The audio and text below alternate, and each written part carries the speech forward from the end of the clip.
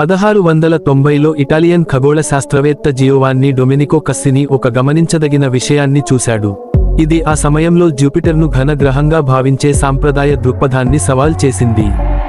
అతను దూరదర్శకాన్ని ఉపయోగించి గ్రహాన్ని పరిశీలిస్తున్నప్పుడు జూపిటర్ వాతావరణంలోని వివిధ భాగాలు అవి ఉన్న అక్షాంశాన్ని బట్టి భిన్నమైన వేగాల్లో తిరుగుతున్నట్టు గమనించాడు.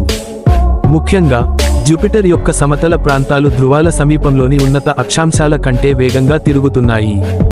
ఈ దృగ్విషయం అంటే విభిన్న విభ్రమణం డిఫరెన్షియల్ రొటేషన్ జూపిటర్ ఘనంగా ఉంటే సాధ్యపడదని తెలిపింది, ఎందుకంటే ఒక ఘన వస్తువు మొత్తంగా ఒకే వేగంతో తిప్పబడుతుంది.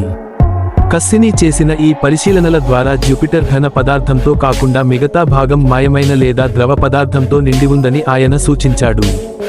ఇది జూపిటర్ను ఒక గ్యాస్ ధృవ గ్రహంగా గుర్తించడంలో మార్గదర్శిగా నిలిచింది, అంటే ప్రధానంగా హైడ్రోజన్ మరియు హీలియంతో కూలై ఫార్మేడో అయిన ఒక భారీ గ్రహం. దీనికి స్పష్టమైన ఘన ఉపరితలం ఉండదు. Thanks for watching. Have a good day friends.